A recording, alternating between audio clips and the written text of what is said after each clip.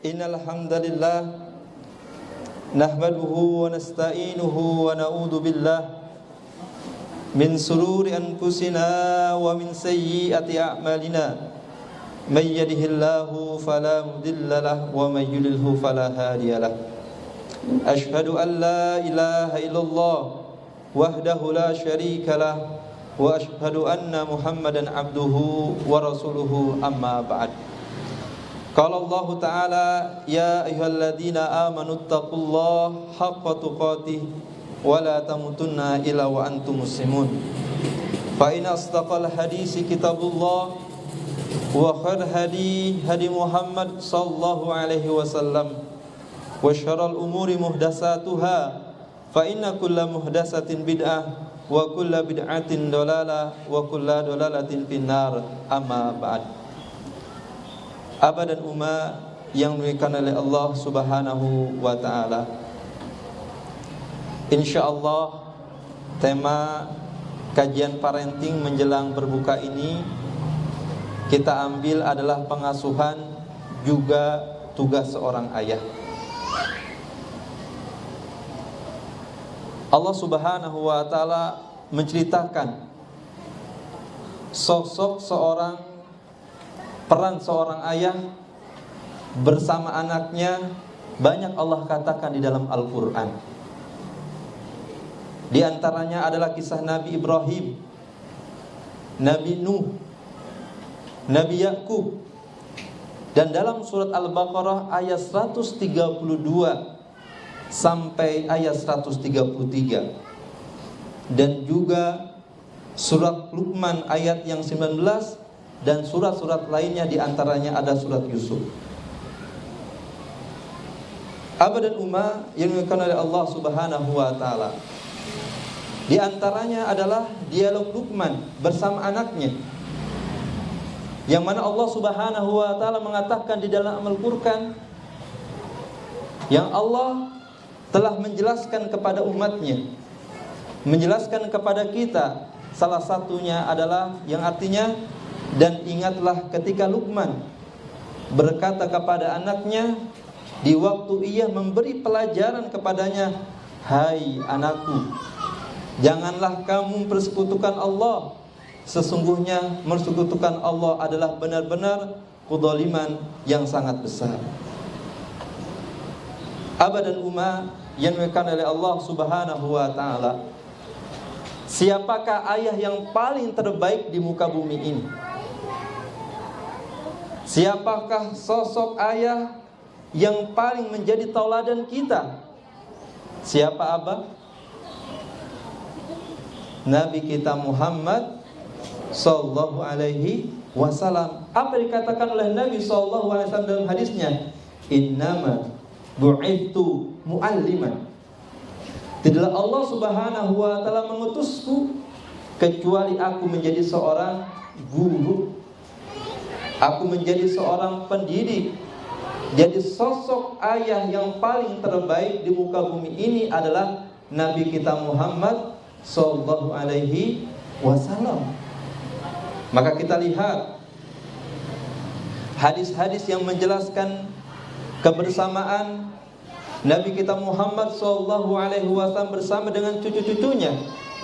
Yang pertama adalah dalil sahih yang diriwayatkan oleh Imam Bukhari dan Muslim dari Abu Qatadah bahwasanya Rasulullah sallallahu alaihi wasallam pernah salat sambil membawa Umamah binti Zainab binti Rasulullah sallallahu alaihi wasallam. Zainab adalah istri dari Abdul As bin Ar-Rabi. Bila berdiri beliau menggendongnya, sedangkan bila sujud beliau meletakkannya. Hal ini dilakukan oleh Nabi sallallahu alaihi wasallam ketika sholat 5 waktu atau sholat wajib. Apa yang enggan menjadikan kita seorang ayah? Kita menginginkan anak-anak kita rajin sholat 5 waktu ke masjid. Kita ingin anak-anak kita rajin untuk membaca Al-Quran, menghafal Al-Quran. dan ingin anak-anak kita menjadi anak yang soleh dan solehah. Ingat para ayah, istri kita tidak mungkin menjadi istri solehah, anak kita tidak mungkin menjadi anak yang soleh dan solehah kalau nahkodanya, kalau para ayahnya tidak soleh. Soleh seorang suami, soleh seorang ayah akan menjadikan istri kita solehah, akan menjadikan anak kita soleh dan solehah. Jangan mengharapkan anak-anak kita rajin datang ke masjid. Jangan mengharapkan anak-anak kita rajin untuk membaca Al-Quran kalau ayahnya meninggalkan sholat 5 waktu, kalau ayahnya masih lalai dalam menunaikan kewajiban yang diperintahkan oleh Allah. Jangan mengharapkan anak-anak kita cinta kepada Al-Quran kalau ayahnya tidak cinta kepada Al-Quran. Cukuplah Nabi kita Muhammad SAW menjadi tauladan kita, yang mana Nabi kita SAW begitu cintanya kepada anaknya, begitu cintanya kepada cucu-cucunya, sehingga ini menjadi tauladan kita untuk para ayah. Kemudian hadis yang kedua adalah dalam riwayat Bukhari dari Abu Hurairah. Ia berkata, Rasulullah SAW mencium Hasan bin Ali. Di sisi beliau ada Al-Aqra bin Haris. Al-Aqra pun berkata, saya memiliki 10 anak, namun saya tidak pernah mencium seorang pun dari mereka. Tetapi Rasulullah SAW memperhatikan dirinya, lalu bersabda, siapa yang tidak menyayangi, niscaya ia tidak akan disayangi. Nabi adalah sosok ayah yang paling penyayang dengan istri dan anak-anaknya. Nabi SAW adalah orang yang senantiasa begitu cintanya kepada anak-anak. Kalau Nabi saja yang sudah dijamin masuk surga oleh Allah Subhanahu wa Ta'ala begitu sayangnya kepada anak-anaknya, kenapa kita tidak? Kita punya anak 1, punya anak 2, anak 3, pulang kerja lelah di malam hari, tapi masih menyempatkan mencium anaknya, masih menyempatkan untuk mengucapkan salam assalamualaikum, masih menyempatkan untuk mengusap kepala anak-anak kita. Ini adalah salah satu contoh yang dicontohkan oleh Nabi kita Muhammad SAW agar kita mendidik penuh dengan kasih sayang dan kelembutan. Kemudian yang ketiga, Aba dan Umma yang dikenal oleh Allah Subhanahu wa Ta'ala, Nabi juga pernah bercanda kepada Hasan dan Husain. Siapa Hasan dan Husain? Apa? Cucunya Nabi Muhammad SAW. Beliau bergurau dan duduk bersama mereka berdua. Beliau pernah menggendong Hasan dan Husain. Mereka berdua di punggung Nabi kita Muhammad SAW. Beliau juga pernah menjulurkan lidahnya ke Husain. Dan apabila Husain melihat, ia pun tertawa. Beliau juga pernah menyimpan air di mulut beliau, lalu menyemprotkannya ke wajah Hasan, dan ia pun tertawa. Jadi ada waktu untuk bercanda dengan anak dan cucunya. Ada waktu yang disisihkan oleh ayahnya untuk bermain bersama anak-anaknya. Aba dan Umma yang dimuliakan oleh Allah Subhanahu wa Ta'ala, tanggung jawab seorang ayah bukan hanya membesarkan secara jasmani, secara fisiknya. Alhamdulillah, anak saya sekarang sudah TK. Alhamdulillah, anak saya sudah SD, sudah SMP, sudah SMA, sudah kuliah. Badannya semakin hari semakin tinggi. Bukan hanya itu yang harus kita lakukan untuk anak-anak kita, tetapi yang paling besar yang harus dilakukan oleh seorang ayah, tanggung jawab yang paling besar untuk anak-anaknya adalah pendidikan agama. Ini yang paling terbesar. Kemudian yang selanjutnya, Abah dan Umma yang dimuliakan oleh Allah Subhanahu wa taala, sekarang kita lihat sosok ayah dari kalangan sahabat Nabi. Siapa itu? Adalah Umar bin Khattab radhiyallahu anhu. Diriwayatkan bahwasanya Umar bin Khattab radhiyallahu anhu pernah berjalan merangkak. Ya, Umar bin Khattab pernah jalan merangkak. Sedangkan anak-anaknya naik di punggungnya sambil bermain. Umar berjalan seperti kuda. Orang-orang pun masuk dan melihat khalifah mereka sedang melakukan hal itu. Lihat, khalifah Umar bin Khattab menyempatkan waktu untuk bermain dengan anak-anaknya. Walaupun jabatannya sangat tinggi, dakwahnya sangat besar, dibutuhkan dengan umatnya, tetapi masih menyempatkan waktunya bermain dengan anak-anaknya. Kemudian mereka berkata, "Apa engkau pantas melakukan hal itu, wahai Amirul Mukminin?" Kemudian Umar menjawab, "Ya, benar." Umar juga pernah berkata, "Seorang ayah seharusnya menjadi seperti anak-anak, yaitu dalam kelembutan dan keterbukaan dalam keluarganya. Beginilah seharusnya sikap seorang ayah bersama anak-anaknya di rumah. Sedangkan bila bersama khalayak, ia harus menjadi laki-laki yang tegas." Ya, ini adalah pendidikan yang paling terbaik, contoh yang paling terbaik untuk kita para ayah. Sekelasnya Umar bin Khattab, khalifah kedua setelah Abu Bakar As-Siddiq, menyempatkan waktu untuk bersama dengan anak-anaknya. "Oh Ustaz, saya kerjanya sudah full dari pagi sampai malam.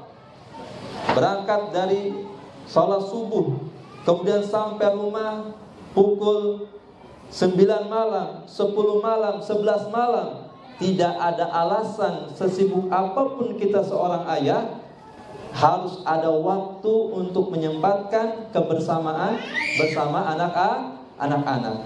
Ada waktu untuk mendidik anak-anak kita. Kita punya waktu, Ustaz, saya punya waktunya ba'da subuh.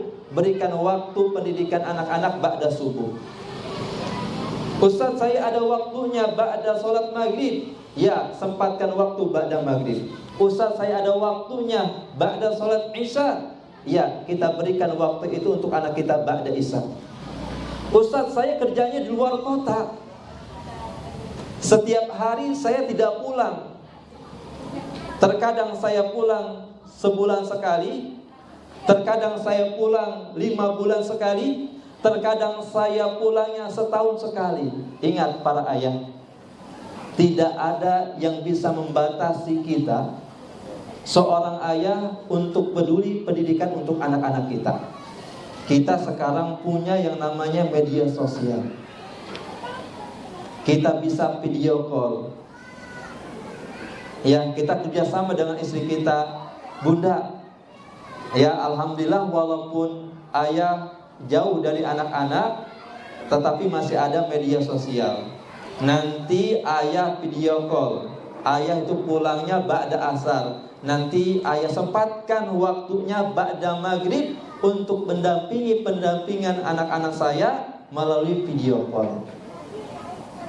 Jadi tidak ada alasan, tidak ada waktu untuk anak-anak kita. Ingat para ayah, kullukum ra'in wa kullukum mas'ulun yatihi. Setiap kalian adalah pemimpin, dan setiap pemimpin akan diminta pertanggungjawaban oleh Allah Subhanahu wa taala.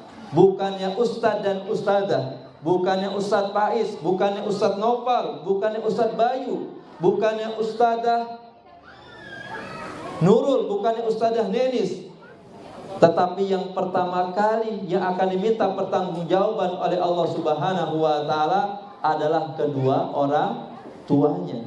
Maka sosok ayah itu adalah menjadi kepala sekolahnya, istrinya menjadi partnernya sebagai gurunya, kemudian anak-anaknya menjadi siswanya, kemudian rumahnya menjadi sekolah. Faktor keberhasilan anak yang paling besar itu dimulai dari rumah, bukan dari sekolah. ustadz dan ustadzah hanyalah membantu untuk pendidikan anak-anak di rumah. Dan yang nanti pertama kali diminta pertanggungjawaban oleh Allah Subhanahu wa taala bukannya guru-guru di Uwais Al-Qarni yang pertama, tetapi adalah kedua orang tua. Dari kedua orang tua yang pertama akan diminta pertanggungjawaban oleh Allah adalah sosok seorang ayah. Kemudian yang selanjutnya, Aba dan Umma yang dimuliakan oleh Allah Subhanahu wa taala, sosok ayah dari kalangan ulama. Ya, sosok ayah dari kalangan ulama kita ambil adalah Syekhul Islam Ibnu Taimiyah. Kita lihat dalam kitab Taisir Rabb Al-Bariyah fi Syarah Al-Aqidah Al-Wasithiyah dari Ibnu Jauzi, ya, halaman 9. Apa yang dikatakan? Para ulama menyebutkan dalam biografi Ibnu Taimiyah bahwa di antara ratusan gurunya, jadi Syekhul Islam Ibnu Taimiyah itu mempunyai banyak guru, bahkan sampai ratusan gurunya dari Syekhul Islam Ibnu Taimiyah. Ilmu sang ayah lah yang paling banyak ia serap. Ya, jadi dari sekian banyak ia berguru, dari sekian ratus guru Syekhul Islam Ibnu Taimiyah, tetapi yang paling banyak ilmu yang diserap oleh Ibnu Taimiyah adalah dari sosok seorang ayahnya. Kakek dan ayahnya adalah seorang ulama, dan mereka saling mewarisi ilmu turun-temurun dalam keluarganya. Ya, dalam arti anak-anak kita yang sekarang sekolah di Uwais Al-Qarni itu butuh sosok kita para ayah. Butuh waktu anak-anak kita dengan para ayahnya. Anak itu kalau dijemput ataupun diantar, yang tadinya sama ibunya terus, kemudian sekali-kali diantar sama ayahnya, dia cerita sama teman-temannya, itu ayah aku yang tadi jemput aku, itu tadi ayah aku yang mengantar aku dengan motor. Begitu bangganya ya terhadap ayahnya, begitu senangnya walaupun satu kali dalam sebulan diantar oleh ayahnya. Maka sempatkan waktu. Ya, kalau misalkan kita bisa izin, kalau kita tidak bisa mengganggu pekerjaan kita, sempatkan waktu untuk kita mengantar anak-anak kita. Sempatkan waktu untuk kita menjemput anak-anak kita ketika pulang. Kemudian tanyakan, nak, bagaimana tadi belajarnya? Bagaimana tadi pelajaran apa, nak? Teman-temannya bagaimana tadi? Coba ceritakan ayah dong, tadi gimana belajarnya? Anak kita suruh menceritakan. Dan itu adalah salah satu bentuk kepedulian. Ketika rasa kepedulian itu kita tumbuhkan kepada anak-anak kita, maka anak-anak kita akan tumbuh kepercayaannya, sehingga anak kita tumbuh kembang sesuai dengan fitrahnya. Kemudian yang selanjutnya, perkataan Syekh Dr. Shalih bin Fauzan hafizahullah di dalam kitab Taujihat Al-Muhimmah li Syababil Ummah halaman 15 sampai halaman 16. Beliau mengatakan yang artinya menjelaskan bahwa ayah sebagai penanggung jawab terbesar dalam rumah tangga berkewajiban mendidik keluarganya, mendidik istrinya, mendidik putranya, mendidik putrinya untuk mentaati Allah Subhanahu wa taala.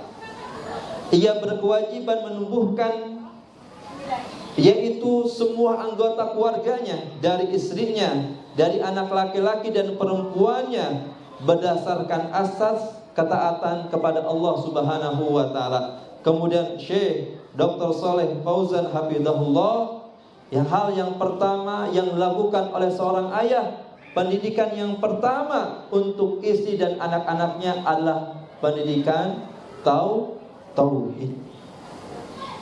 Para ulama mengatakan tauhid adalah miftahun min mafatihil jannah.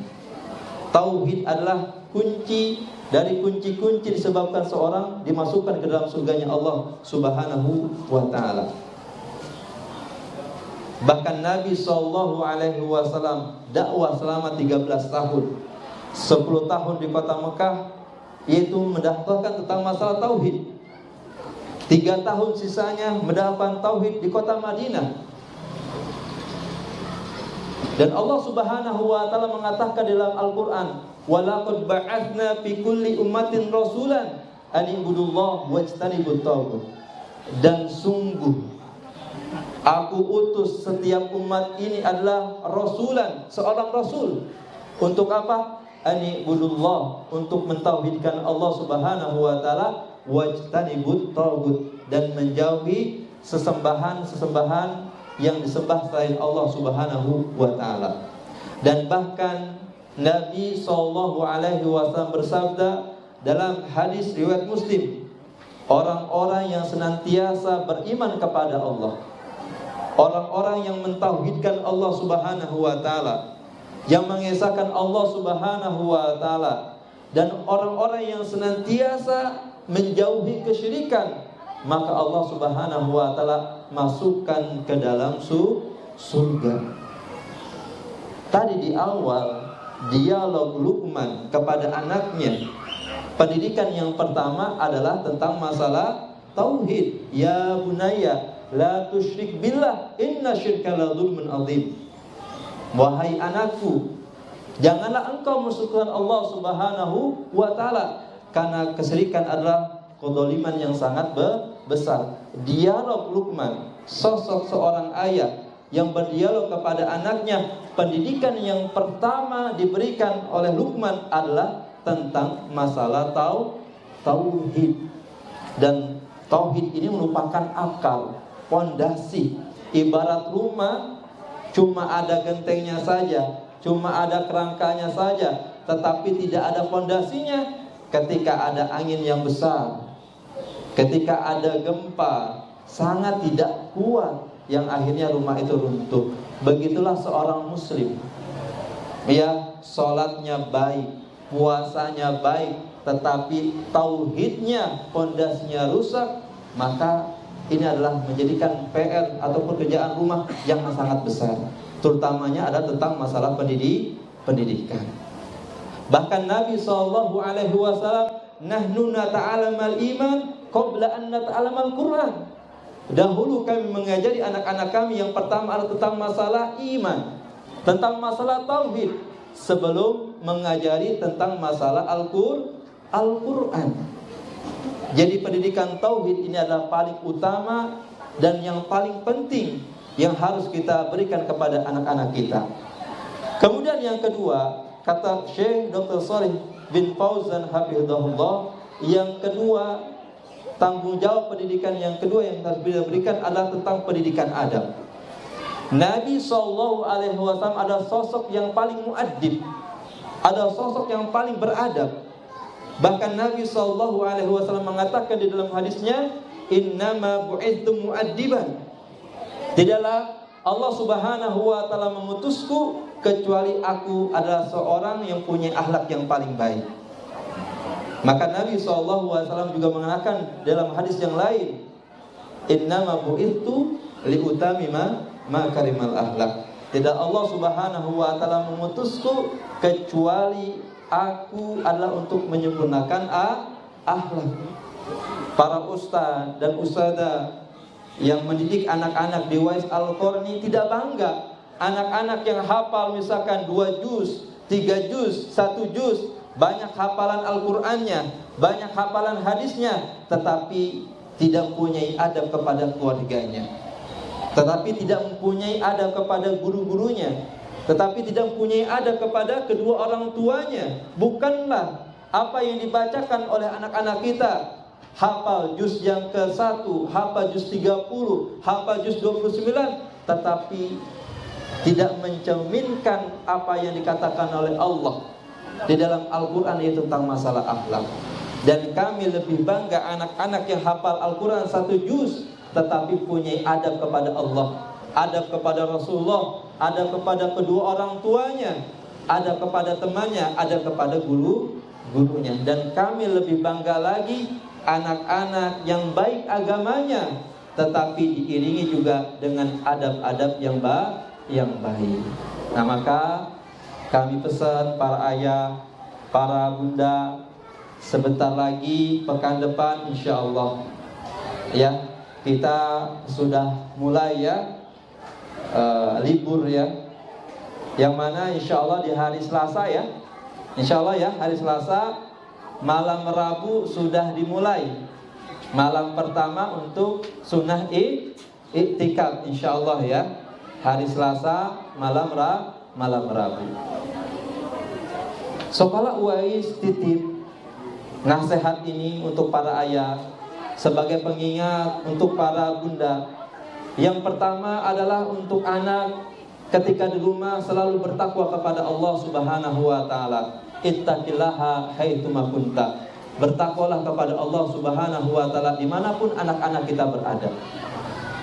Ilmu yang sudah dipelajari di sekolah, mohon bantuannya di rumah untuk dimurojaah, diulang-ulang kembali, jangan sampai nanti sampai lagi ke sekolah hafalannya hilang, ilmu sudah dapat pada hilang. Kemudian yang kedua adalah perhatikan dengan siapa teman-teman kita bermain, karena kata Nabi SAW, almar'u ala dini khalilih falyanzur man yukhalil. Agama seorang itu tergantung pada agama temannya. Falyanzur man yukhalil. Lihatlah dengan siapa anak-anak kita berteman. Perhatikan apakah teman-teman yang punya akhlak yang buruk, akhlak yang tidak baik, ya, sehingga jangan sampai ini kesempatan kami juga untuk para guru manfaatkan 10 hari terakhir di bulan suci Ramadan. Orang tua menyempatkan waktu, anak-anak menyempatkan waktu, guru-guru untuk menyempatkan waktu untuk fokus 10 hari ini untuk beribadah kepada Allah Subhanahu wa taala, yang mana tahun depan puasa yang akan datang belum tentu kita bisa mendapati bulan suci Ramadan. Ada sebagian guru kita juga yang mudik, yang dari Padang, yang dari Jawa. Ustadz, insyaallah pekan depan saya mau mudik. Ya, alhamdulillah kita berikan kesempatan untuk guru-guru kita juga untuk berbakti kepada orang tuanya. Kalau anak-anak kita punya orang tua, apakah guru kita tidak punya orang tua? Tentu guru-guru kita juga punya orang tua. Kita berikan haknya untuk dia juga berbakti kepada kedua orang tuanya.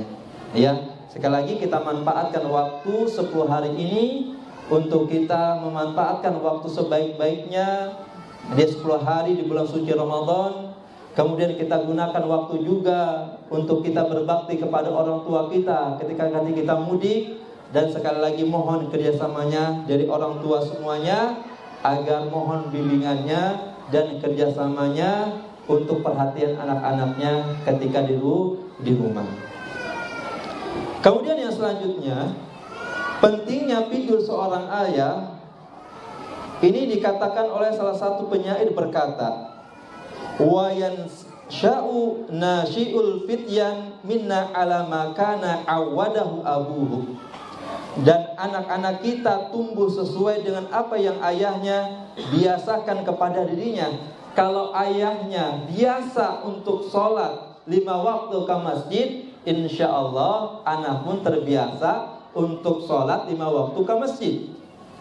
Kalau ayahnya terbiasa pulang dari kerjanya, ia menyempatkan waktu untuk membaca Al-Quran, taat beribadah kepada Allah, insyaallah anak pun cinta kepada Al-Quran dan taat beribadah kepada Allah. Tetapi sebaiknya kalau ayahnya ketika pulang kerja, mohon maaf, HP yang dilihat, ya, perkara-perkara yang bertentangan, yang dilarang oleh Allah, melakukan kemaksiatan, melakukan dosa, pasti anaknya akan ditiru. Ingatlah sabda Nabi SAW, man sanna sunatan fil islami sunatan hasanatan falahu ajruha min ba'diha. barang siapa yang melakukan kebaikan, anak kita didik, nah baca Al-Quran, anak kita baca Al-Quran.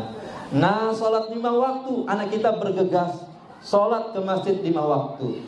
Nah puasa, anak kita puasa. Maka ingatlah, kebaikan-kebaikan yang dilakukan oleh anak-anak kita akan mendapatkan pahala, yang mana pahalanya itu adalah untuk anak kita, dan kemudian mengalir pahala itu kepada ayah yang masih hidup, kepada ibu yang masih hidup, ataupun ayah dan ibu yang telah Allah Subhanahu wa ta'ala wafatkan. Ingin tidak ayah? Anak kita di tengah malam mengucapkan Rabbi firli wali walidayya warhamhuma kama rabbayani shaghira. Ayah sangat senang sekali, ibu sangat senang sekali ketika anak-anaknya selalu mendoakan kedua orang tuanya. Tidak mungkin anak kita mengucapkan doa Rabbi firli wali walidayya warhamhuma kama rabbayani shaghira kalau anaknya tidak soleh dan soleha. Maka kata Nabi, man sanna sayi'atan falau ajruha min ba'diha. Barang siapa yang melakukan keburukan, maka seperti mata rantai yang tidak terputus. Dosa yang dilakukan oleh anak kita, dosa meninggalkan sholat 5 waktu, dosa tidak melaksanakan puasa di bulan suci Ramadan, melanggar syariat yang telah diwajibkan oleh Allah Subhanahu wa ta'ala, dosa yang dimiliki oleh anak, maka akan mengalir dosanya juga kepada ayah dan ibu yang masih hidup, ataupun kedua orang tuanya yang telah diwafatkan oleh Allah. Kita maunya di mana nih? Kita maunya di mana? Apakah anak kita selalu ketaatan kepada Allah? Apakah anak-anak kita selalu bermaksiat kepada Allah? Kalau tidak ingin anaknya melanggar syariat Allah, kalau ingin anak orang Yahudi, maka anaknya pun menjadi Yahudi. Karena orang tuanya Nasrani, maka anaknya pun menjadi Nasrani. Karena orang tuanya penyembah api, maka anaknya pun menjadi penyembah api. Dan Allah Subhanahu wa ta'ala memberikan hidayah sunnah kepada kita. Bahkan sejak lahir, kedua orang tua kita, ayah kita, ibu kita sudah diberikan hidayah Islam. Dan alhamdulillah anak kita pun menjadi seorang muslim dan muslimah. Apakah cukup tanggung jawab kita sebagai seorang ayah, tanggung jawab kita sebagai kedua orang tua? Sudah masuk Islam, sudah ada jaminan dari Allah Subhanahu wa ta'ala? Belum cukup. Setelah Allah Subhanahu wa ta'ala memberikan hidayah sunnah kepada kita, maka yang kedua yang harus kita cari apa? Hidayah apa? Para ayah, hidayah apa? Yang kedua harus kita cari setelah Allah memberikan hidayah Islam kepada kita, hidayah sunnah. Agar Allah Subhanahu wa ta'ala pahamkan kita mempelajari Al-Quran sebenar-benarnya pemahaman yang telah Allah Subhanahu wa ta'ala wahyukan, yang mana Nabi kita SAW jelaskan. Yang kedua adalah sesuai dengan hadis Nabi SAW, sholat kita sesuai apa dicontohkan oleh Nabi kita Muhammad SAW. Apa kata Nabi? Sallu kama raitumuni usolli. Salatlah sebagaimana kalian aku salat. Dari takbirnya Allahu Akbar, mencontoh apa yang dicontohkan oleh Nabi kita Muhammad.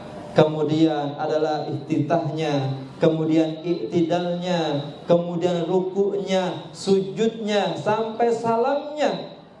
Semuanya dicontohkan oleh Nabi kita Muhammad sallallahu alaihi wasallam. Begitu juga puasa. Kita mengikuti apa yang dicontohkan oleh Nabi kita Muhammad sallallahu alaihi wasallam. Bukankah Nabi sallallahu alaihi wasallam mengatakan dalam hadisnya, "Man amila amalan laisa alaihi amruna fahuwa raddun." Barang siapa yang mengamalkan amal ibadah tanpa ada landasannya dari Nabi kita Muhammad sallallahu alaihi wasallam, fahuwa raddun, maka akan tertolak. Bahkan Nabi SAW mengatakan, man kadzdzaba alayya muta'ammidan falyatabawwahu maq'adahu minan nar.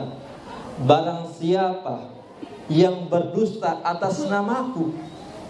Karena di zaman Nabi SAW juga banyak orang-orang yang meriwayatkan hadis-hadis palsu.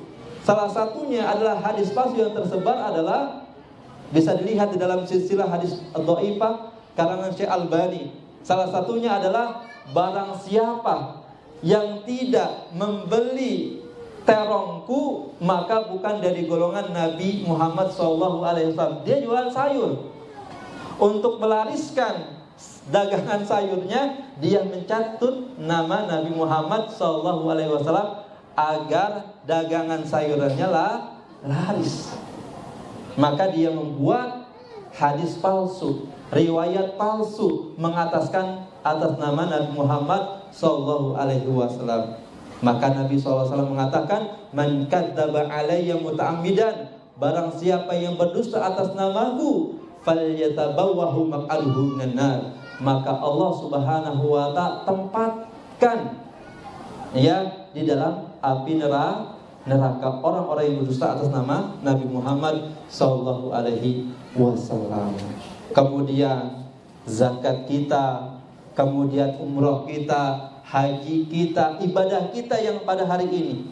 Bahkan Abu Bakar As-Siddiq radhiyallahu anhu, Abu Bakar salah satu sahabat yang dijamin masuk surga oleh Allah Subhanahu wa ta'ala. Kemudian Umar bin Khattab, Utsman, Ali dan sahabat-sahabat lainnya. Bahkan Abu Bakar As-Siddiq radhiyallahu anhu, salah satu sahabat yang dijamin masuk surga oleh Allah Subhanahu wa ta'ala, bangun di tengah malam, melakukan sholat malam, kemudian menangisi amalan-amalan yang ia telah lakukan dari pagi sampai malam hari. Apakah amalan-amalanku, sholatku, ibadahku yang aku kerjakan di pagi hari sampai malam hari diterima tidak sama Allah Subhanahu wa ta'ala?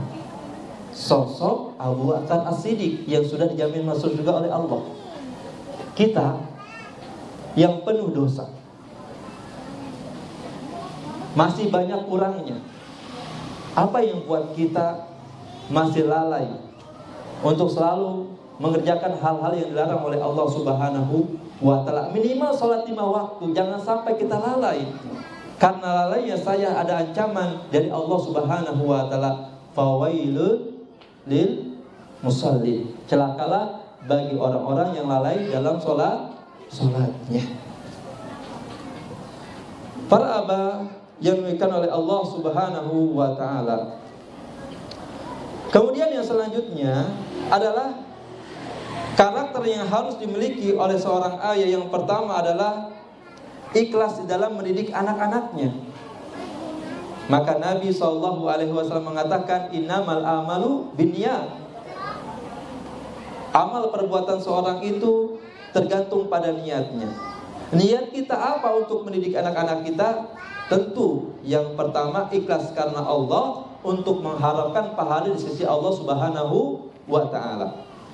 Kemudian yang kedua, karakter yang harus dimiliki oleh seorang ayah adalah sing digugu lan ditiru. Apa artinya? Ada yang tahu artinya? Yaitu punyai keteladanan atau punyai akhlak dan adab yang baik bagi sosok seorang ayah. Kemudian yang ketiga adalah muallim. Karakter yang dimiliki oleh seorang ayah adalah muallim, seorang pendidik yang berilmu. Kalau kita tidak mempunyai ilmu, bagaimana untuk mengajari anak-anak kita Al-Quran? A'udzu billahi minasyaiton. Ngamudu, bacanya masih salah-salah.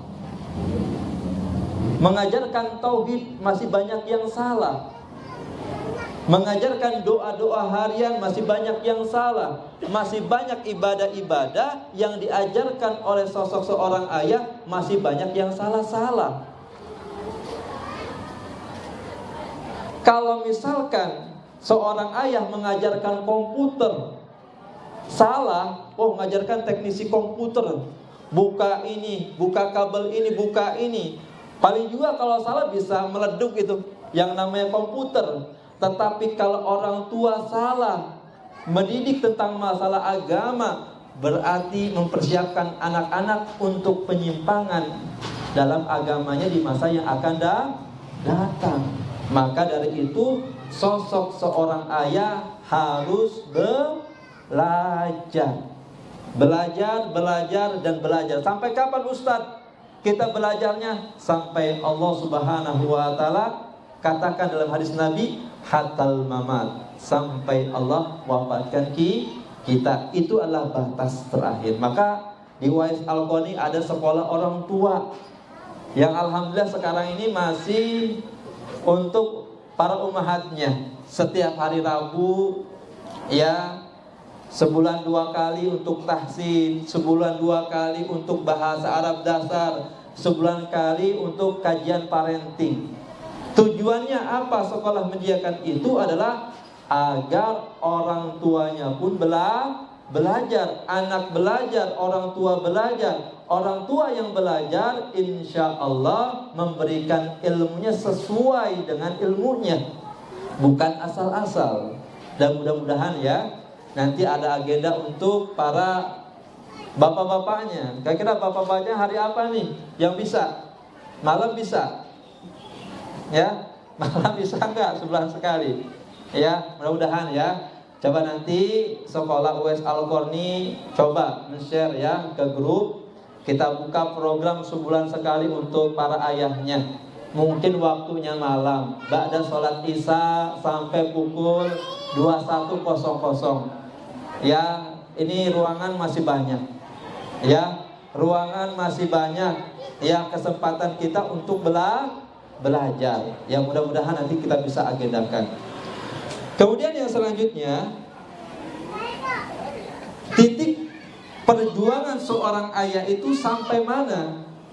Maka kata Nabi sallallahu alaihi wasallam, idza mata ibnu adam in qata amaluhu faqad salasa.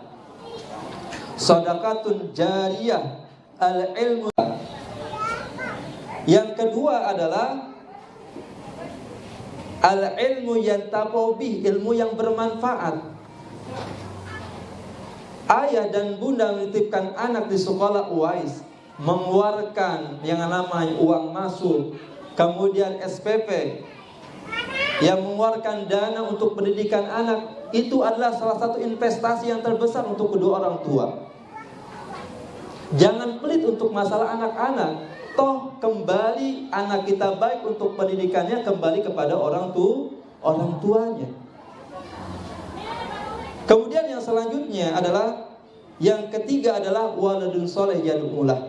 Yang ketiga adalah anak soleh yang selalu mendoakan kedua orang tuanya. Ya, mudah-mudahan abah dan umma yang dimuliakan oleh Allah Subhanahu wa taala, ya, anak-anak kita yang belajar di Uwais Al-Qarni menjadi anak yang soleh dan soleh sesuai dengan harapan kita semuanya. Semoga Allah Subhanahu wa taala mudahkan untuk para ayah senantiasa mendidik anak-anaknya di rumah. Mudah-mudahan Allah Subhanahu wa taala memberikan kemudahan untuk kita semuanya. Kalau Allah sebenarnya masih banyak, ini masih hampir 30 slide lagi yang materi ini yang kiranya Anda sampaikan. Kalau Allah waktunya sangat terbatas, kita sambung di lain waktu ya. Mudah-mudahan materi ini bisa kita lanjutkan karena materi ini sangat penting sekali. Sekarang sudah pukul 17.16. Ya, sudah Anda diingatkan oleh moderator. Sekarang sesinya adalah untuk sesi tanya jawab. Untuk akhwatnya ada Ustaz? Ya.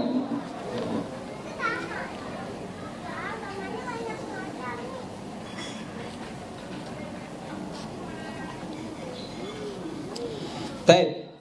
Ini pertanyaan, ada 4 pertanyaan ya. Mudah-mudahan ada berapa poin atau yang bisa Ana jawab ya. Kita tunggu juga yang dari Ummahat.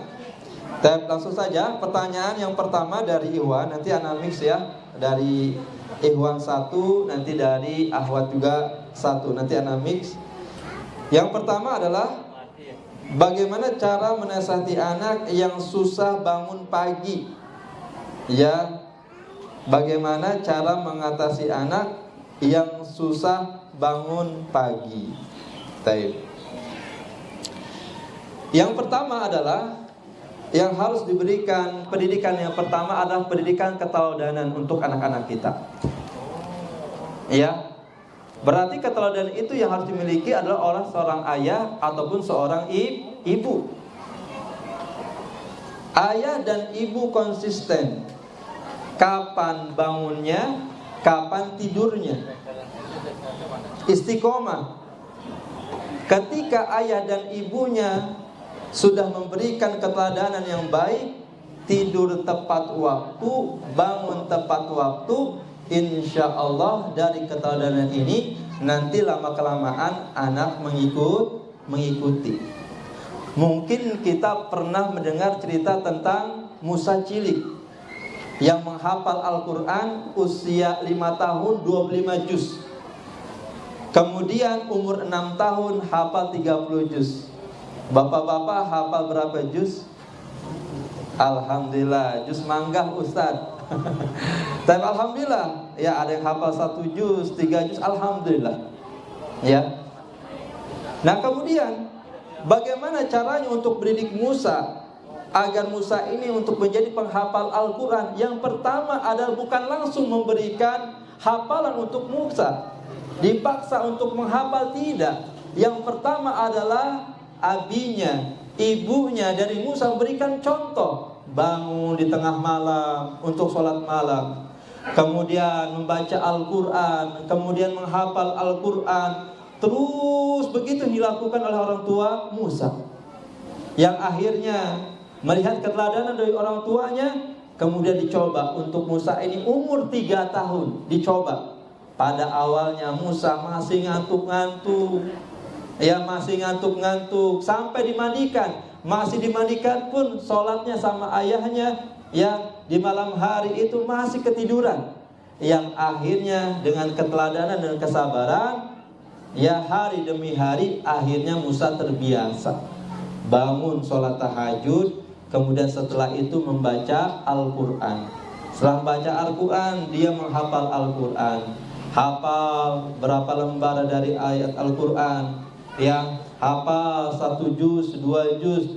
Tak terasa umur 5 tahun sudah hafal Al-Quran 25 juz.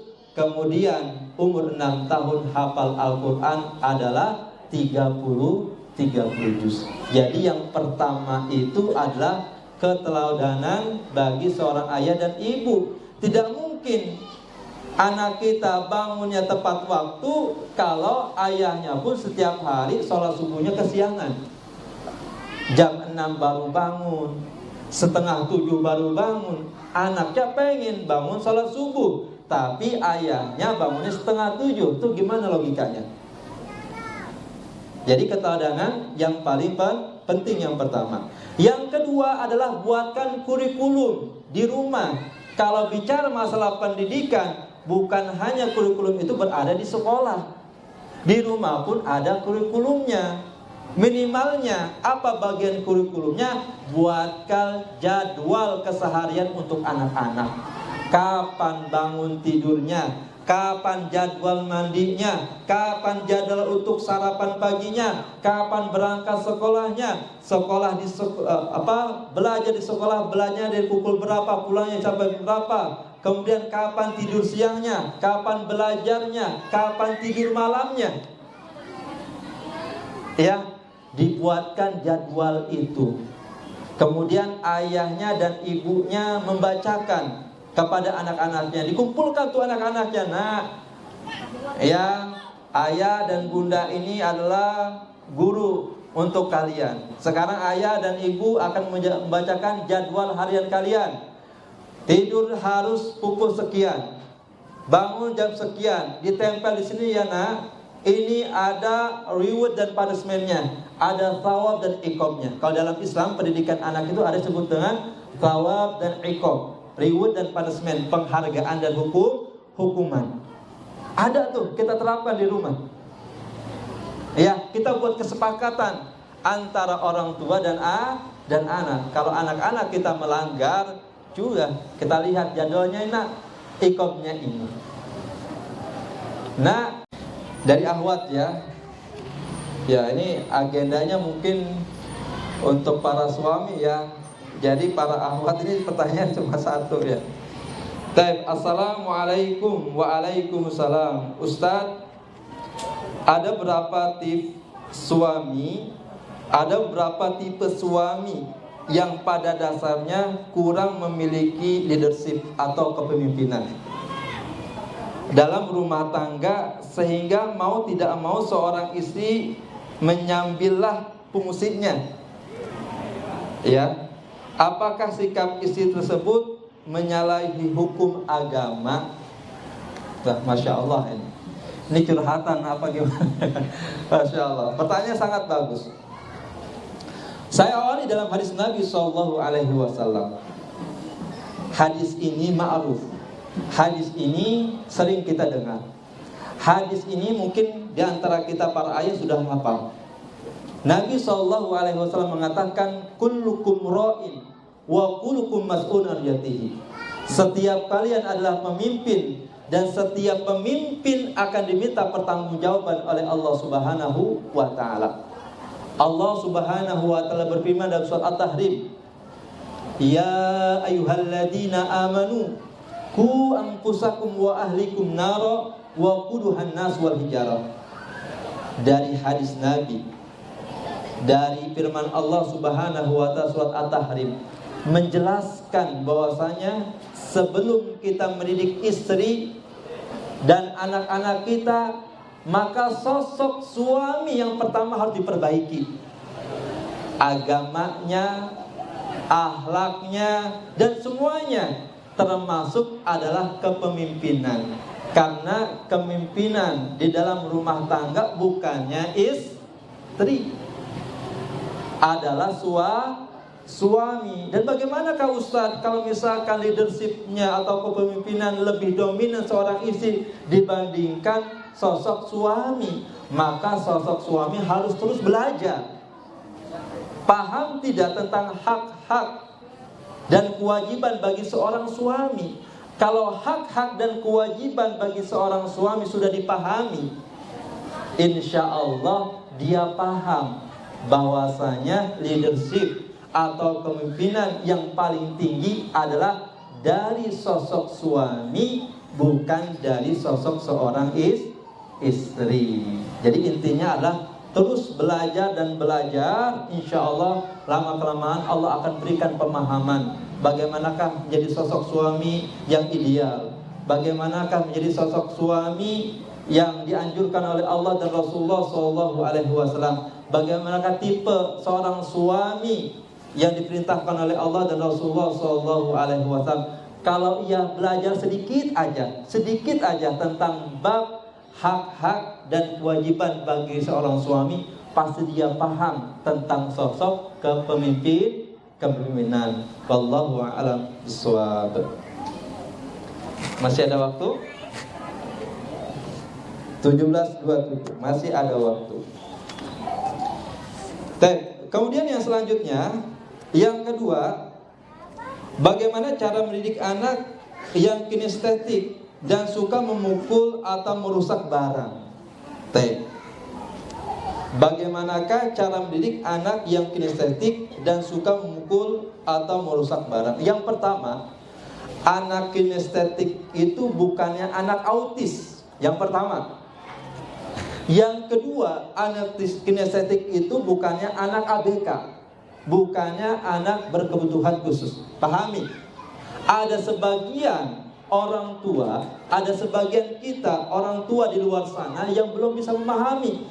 Kalau ada anaknya suka lari ke kanan, lari ke kiri, megang ini, megang itu, dikatakan, wow, ini anak ABK nih, ini anak autis nih, ini anak nakal nih. Gak boleh. Itu bukannya anak yang nakal, itu bukannya anak yang autis, itu bukannya anak ABK. Ini disebutnya adalah anak kinestetik. Kalau kita belajar tentang psikologi pendidikan anak, ada karakteristik anak. Yang pertama, karakteristik anak itu adalah plagiat sejati, fotokopi sejati. Kalau ayahnya bilang A dan B, pasti dibawa ke sekolah A dan B juga. Kalau misalkan ayahnya dan ibu sedang ada permasalahan rumah tangga, ada bahasa binatang, pasti dibawa ke sekolah ada bahasa binatang. Maka anak itu yang pertama adalah plagiat sejati, fotokopi sejati. Maka kalau ada permasalahan dalam rumah tangga, nggak boleh di depan anak. Kemudian buat manajemen kelas di sekolah, di kelas, ada kesepakatannya antara guru dengan siswa. Kemudian yang ketiga, guru harus menyediakan media pembelajaran. Kemudian yang ketiga, metodologi mengajarkan anak kinestetik adalah lebih cenderung gaya belajarnya ke visual dan ke motorik, gak bisa ke audio. Kalau misalkan anaknya, tauhid terbagi menjadi 3. Tauhid rububiyah, uluhiyah, dan asma wa sifat. Ya rukun Islam ada 5 gitu kan. Metodenya ceramah misalkan, yaudah anak lari ke sana, kemari dan lain sebagainya. Mendidik ya anak-anak kinestetik, gaya belajarnya adalah lebih ke visual dan lebih ke motorik. Semuanya motoriknya kita libatkan. Nah, itu untuk mendidik anak-anak yang kinestetik ya. Jadi lebih cenderung kalau untuk mendidiknya lebih ke gaya visual dan motoriknya. Kemudian yang ketiga terus ya, yang ketiga adalah audio. Jadi kalau misalkan visualnya itu ada 70%, kemudian 20% adalah motoriknya, kemudian sisanya kalau ada ke audionya. Dan ketiga, gaya belajar ini, metodologi belajar ini semuanya harus diberikan kepada tipe anak yang kinestetik. Tetapi ingat sekali lagi, anak kinestetik itu bukannya anak yang nakal. Anak kinestetik itu bukannya anaknya autis. Anak kinestetik itu bukannya anak ABK. Seiring bertambahnya umur atau usia, anak kinestetik itu insya Allah tidak lagi banyak bergerak. Coba, ada nggak anak SMA anak kinestetik? Ada nggak? Tidak ada.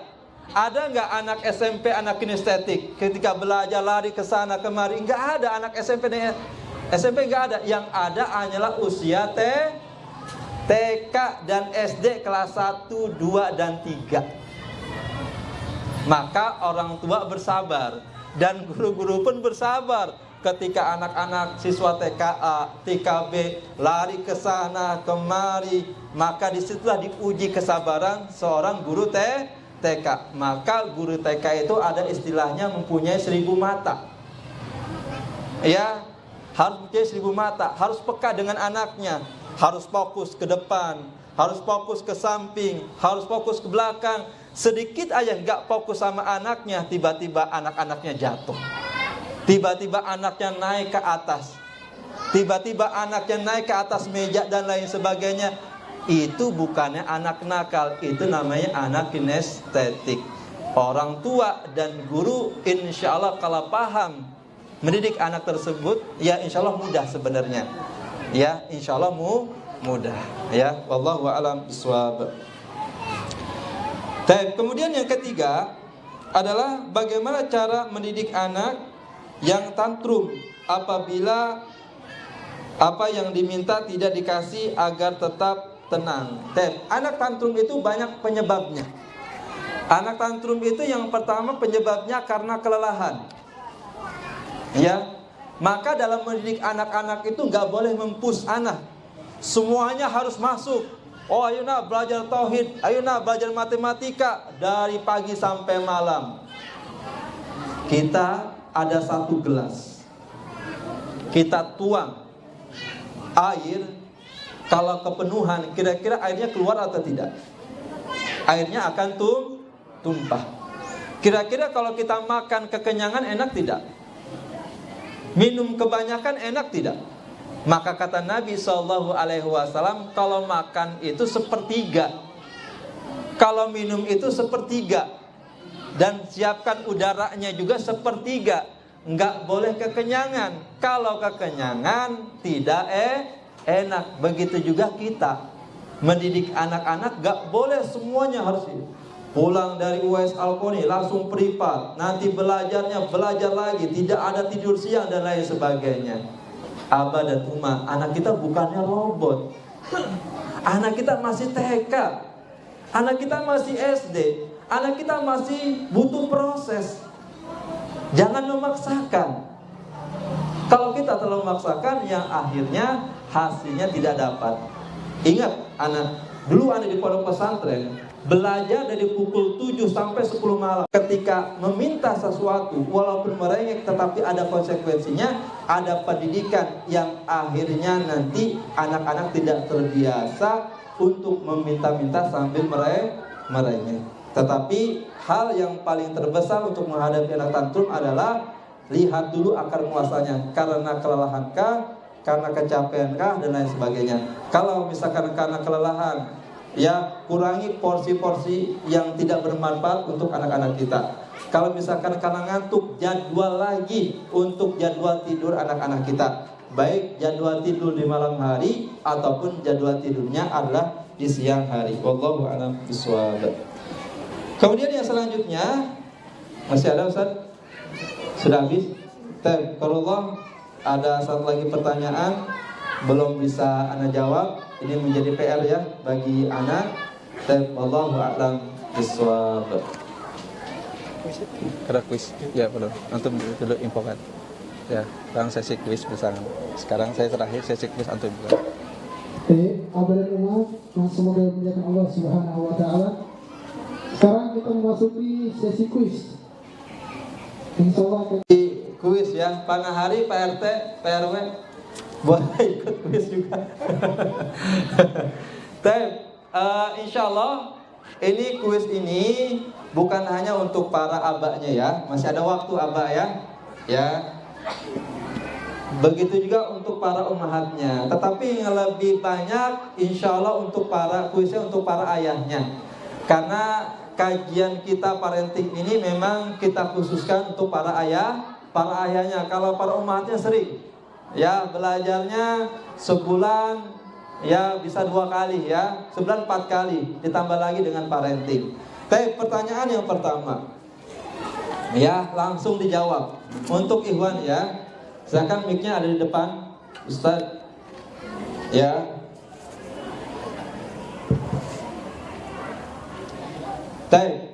Pertanyaannya adalah pendidikan apa yang paling terpenting bagi seorang anak? Yang pertama dan yang kedua. Silakan. Tafadhol Abu. Sebutkan namanya, asalnya dari mana, kemudian orang tua dari sekolah tingkat apa, dan sebutkan anaknya. Baik, Assalamualaikum warahmatullahi wabarakatuh. Waalaikumsalam warahmatullahi wabarakatuh. Saya Aditya, anak Abu Doni Dias. Untuk terkait pertanyaan ini, pendidikan apa yang penting? Yang pertama adalah pendidikan tauhid. Selain itu, yang kedua adalah pendidikan dari adab. Seperti itu, Ustaz. Taib.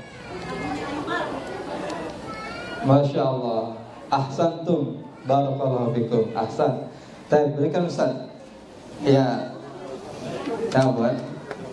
Ya, pendidikan anak dalam Islam. Ya, berikan. Tafadhol, barakallahu fikum. Taib, pertanyaan yang kedua masih untuk para ayah ya. Pertanyaan yang kedua masih untuk para ayah. Karakter apa yang harus dimiliki oleh seorang ayah? Karakter apa yang harus dimiliki oleh seorang ayah? Silakan, boleh sebutkan ketiga-tiganya, boleh 1, boleh 2. Silakan. Sebutkan nama, kemudian ayah dari anak soleh atau soleha siapa, dan asalnya dari mana. Silakan Abu. Assalamualaikum warahmatullahi wabarakatuh. Waalaikumsalam. Saya dari Abu Mikdad ya. Abu Mikdad terkait dengan pertanyaan dari Abu Mikdad kelas ini kelas 3 Makkah. Jawabannya yaitu yang pertama ikhlas sama Allah, yang kedua berilmu, yang ketiga keteladanan atau akhlak. Masya Allah. Masya Allah, ahsantum, barakallahu fikum. Antum catat ya. Ya, Masya Allah, Masya Allah. Tem ana berikan hadiahnya adalah 100 ide praktis mendidik keluarga menjadi soleh. Ya, tafadhol. Masya Allah. Baik, kemudian yang selanjutnya pertanyaan yang ketiga. Ya, pertanyaan yang ketiga sampai 5 pertanyaan untuk para ayahnya. Ya. Pertanyaannya adalah sebutkan dalil bahwa sosok seorang ayah adalah pemimpin. Sebutkan dalil hadisnya bahwa sosok seorang ayah adalah seorang pemimpin bagi istri dan anak-anaknya. Silakan. Silakan angkat tangan. Tafadhol. Kalau tidak hafal dalil dari bahasa Arabnya, boleh artinya. Kalau artinya belum sempurna, enggak apa-apa, sedikit aja. Silakan, Abu.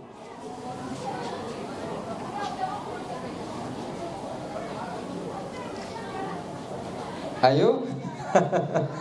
Silakan. Apa terlalu susah? Ya Ustaz, ini jawabannya anak-anak WS Al-Qarni ya. Baik. Ya, silakan Abu. Ya, silakan. Baik, Assalamualaikum warahmatullahi wabarakatuh. Waalaikumsalam. Dari AXA, kelas 4 Al-Aqsa, dari Islam. Kalau tidak salah, artinya itu setiap laki-laki adalah pemimpin bagi dirinya dan bagi keluarganya dan bertanggung jawab terhadap di hadapan Allah SWT. Masya Allah, ahsantum. Alhamdulillah. Walaupun tidak sempurna, hampir mendekati.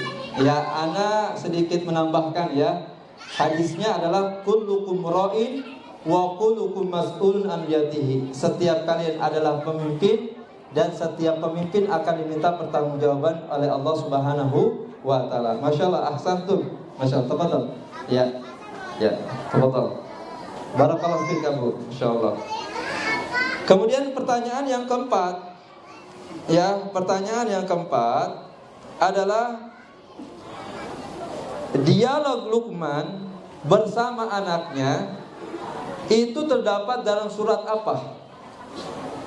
Yang sudah tidak boleh. Berikan kesempatan yang lain. Ya, tafadhol. Dialog Luqman bersama anaknya terdapat dalam surat apa? Sangat mudah insyaallah. Sekali lagi, dialog Luqman bersama anaknya Allah abadikan dalam Al-Quran dalam surat. Ya Abu, surat apa? Silakan berikan. Karena Abu Rumayyah kelas 4 Nah, itu ada dalam surat Luqman sendiri itu. Iya, Masya Allah. Ahsantum ya, dalam surat Luqman. Masya Allah, ahsantum. Pada Ustaz, berikan hadiahnya. Kemudian yang selanjutnya adalah pertanyaan yang kelima. Ya, pertanyaan yang kelima. Siapakah cucu Nabi Sallallahu Alaihi Wasallam yang dibawa main bersama Rasulullah dan dibawa salat oleh Nabi kita Muhammad Sallallahu Alaihi Wasallam? Tafadhol. Siapakah nama cucunya? Silakan. Ya, tafadhol Abu. Ya. Ya. Assalamualaikum, saya Wahyu dari Abu Akbar. Allahu Akbar. Hasan dan Hussein. Hasan dan Husain. Masya Allah, ahsantum. Barakallahu fikum. Kemudian untuk ahwatnya, tapi kalau ahwatnya sepertinya agak sulit ya. Gak apa-apa diwakili sama abunya semuanya, ya, diwakili sama abunya. Masih ada lagi. Pertanyaannya adalah,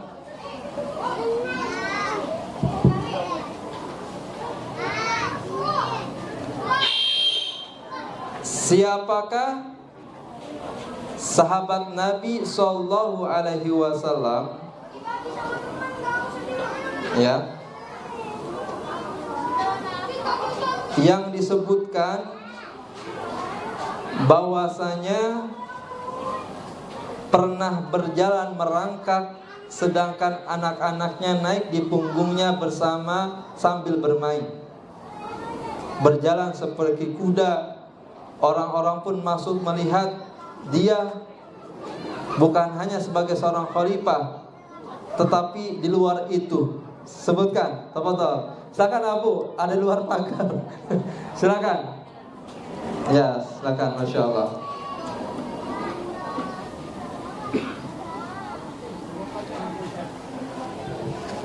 Assalamualaikum, saya Abu Ales dari PKA, sahabatnya Umar bin Khattab radhiyallahu anhu. Masya Allah, ahsantum, barakallahu fikum.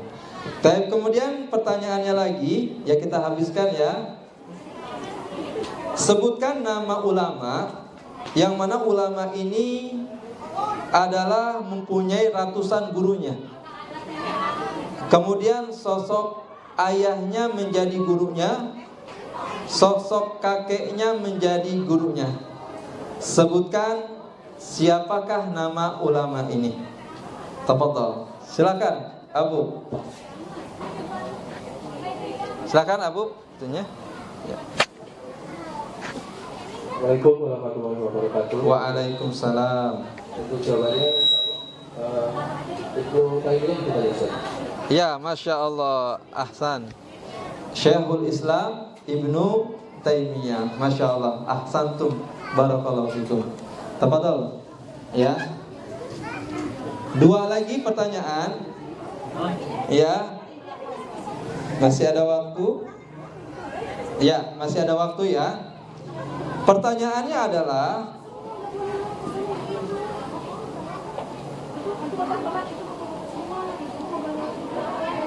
menjelaskan bahwasanya ayah sebagai penanggung jawab terbesar dalam rumah tangga, berkewajiban mendidik keluarga serta putra-putrinya untuk mentaatai Allah. Ia berkewajiban menumbuhkan kembangkan semua anggota keluarganya berdasarkan asas ketaatan kepada Allah, dimulai mendidik dari pendidikan tauhid dan adab.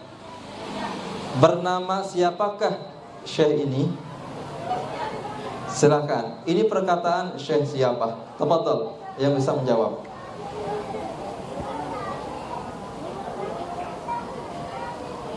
Ya, silakan, tafadhol. Syekh siapakah ini?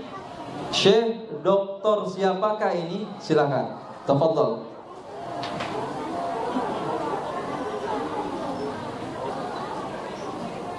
Ada yang bisa jawab, Abu?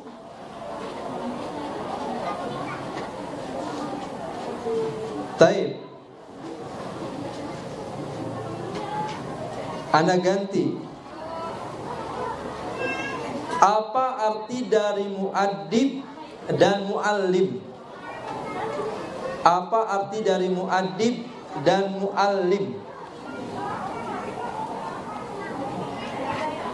Silakan Abu. Silakan Abu. Muaddib dan muallim. Halo, assalamualaikum warahmatullahi wabarakatuh. Saya imam dari anak dari Ahdan. Nah, tafadhol Abu Ahdan. Muaddib itu kalau nggak salah saya bisa bilang konsekuensi sama satunya lagi penghargaan. Taib. Jadi anak itu harus dididik sesuai jadwalnya itu. Jadi nggak masalah. Iya. Jawabannya kurang tepat. Muaddib artinya adalah seorang figur ayah punya keteladanan. Sekarang muallim. Muallim dari kata allama yu'allimu. Berilmu, Ustaz. Berilmu, Masya Allah, ahsan. La ba'sa. Fadal berikan. Masya Allah, ahsantum. Kemudian yang terakhir adalah Anda bacakan pertanyaan, angkat tangan. Ini pertanyaan dari siapa? Anda langsung berikan hadiah. Pertanyaannya adalah bagaimana cara mendidik anak yang kinestetik dan suka memukul atau merusak barang? Pertanyaan siapakah ini? Silakan. Pertanyaan siapa ini? Baik. Bagaimana cara mendidik anak yang kinestetik dan suka memukul atau merusak barang? Pertanyaan siapakah ini? Antum, berikan lagi. Baik, Masya Allah. Baik, Abah dan Umma yang dimuliakan oleh Allah Subhanahu wa Ta'ala. Alhamdulillah, kajian parenting pada sore hari menjelang berbuka ini telah selesai. Ya, kalimat penutup dari anak, mudah-mudahan Allah Subhanahu wa Ta'ala mudahkan kita bagi seorang ayah, yang mana ayah ini mempunyai tanggung jawab yang besar untuk istri dan anak-anak kita.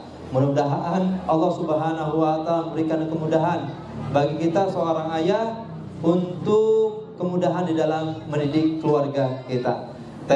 Ana serahkan kepada moderator untuk ditutup. Fadhal.